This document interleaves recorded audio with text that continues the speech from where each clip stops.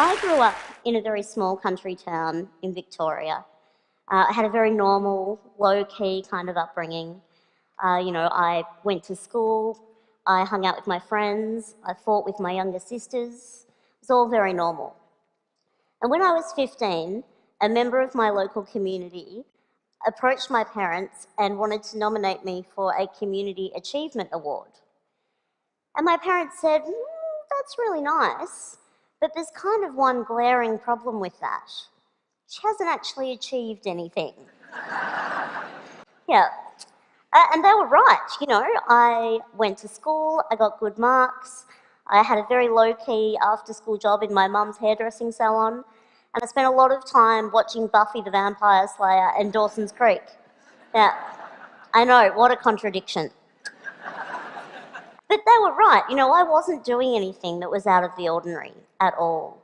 I wasn't doing anything that could be considered an achievement if you took disability out of the equation.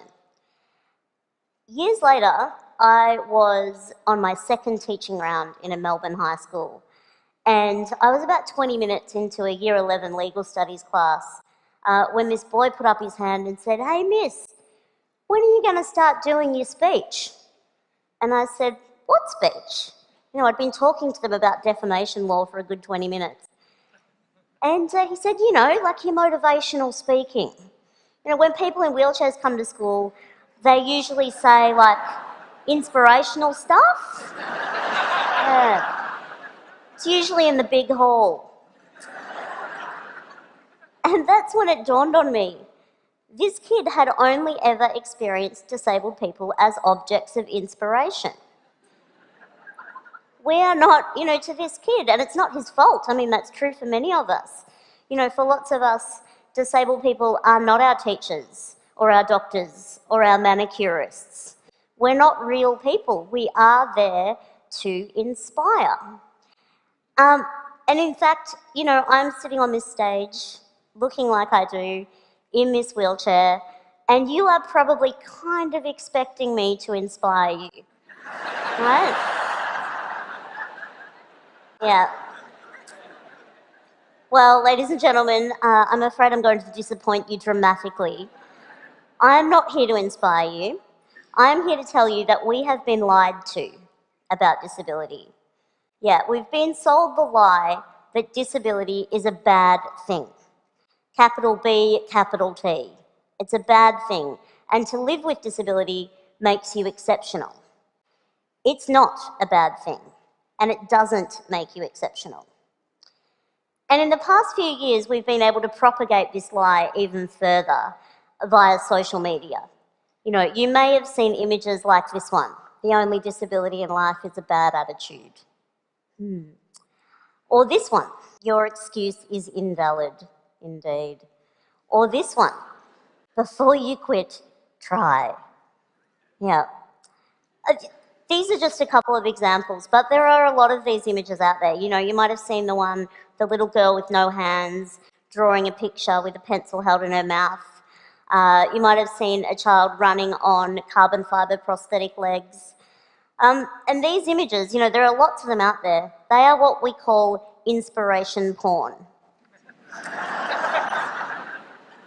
And I use the term porn deliberately because they objectify one group of people for the benefit of another group of people. So in this case, we're objectifying disabled people for the benefit of non-disabled people. The purpose of these images is to inspire you, to motivate you, so that we can look at them and think, well, however bad my life is, it could be worse. I could be that person. But what if you are that person? I've lost count of the number of times that I've been approached by strangers wanting to tell me that they think I'm brave or inspirational.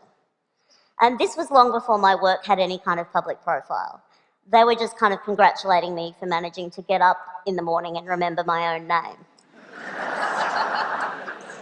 And it is objectifying.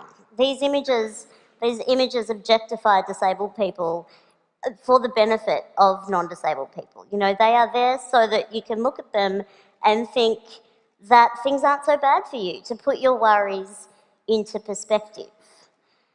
And life as a disabled person is actually somewhat difficult. We do overcome some things. But the things that we're overcoming are not the things that you think they are. They are not things to do with our bodies.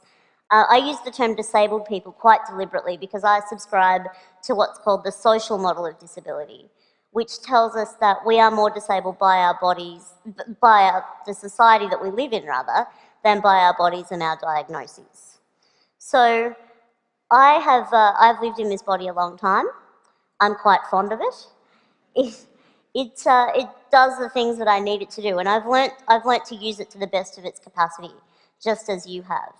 And that's the thing about those kids in those pictures as well. They're not doing anything out of the ordinary. They are just using their bodies to the best of their capacity. So is it really fair to objectify them in the way that we do, to share those images? People, when they say, you know, you're an inspiration, they mean it as a compliment. They mean it as a compliment. And I know why it happens. It's because of the lie. It's because we've been sold this lie that disability makes you exceptional. And it honestly doesn't.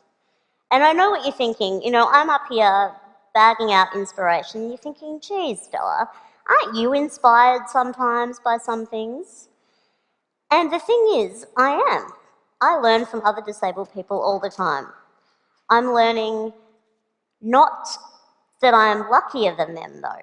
I am learning that it's a genius idea to use a pair of barbecue tongs to pick up things that you drop. I'm learning that nifty trick where you can charge your mobile phone battery from your chair battery. Genius. We are learning from each other strength and endurance, not against our bodies and our diagnoses, but against a world that exceptionalizes and objectifies us. I really think that this lie that we've been sold about disability is the greatest injustice. It makes life hard for us. And that quote, the only disability in life is a bad attitude, the reason that that's bullshit is because it's just not true. Because of the social model of disability, you know, no amount of smiling at a flight of stairs has ever made it turn into a ramp. Never.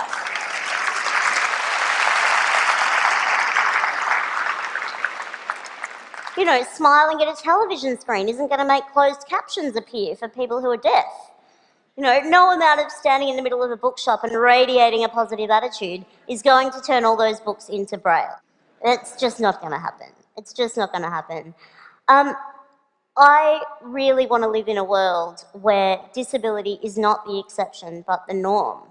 I want to live in a world where a 15-year-old girl sitting in her bedroom watching Buffy the Vampire Slayer isn't referred to as achieving anything because she's doing it sitting down. I want to live in a world where we don't have such low expectations of disabled people that we are congratulated for getting out of bed and remembering our own names in the morning. I want to live in a world where we value genuine achievement for disabled people. And I want to live in a world where a kid in year 11 in a Melbourne high school is not one bit surprised that his new teacher is a wheelchair user. Disability doesn't make you exceptional, but questioning what you think you know about it does. Thank you.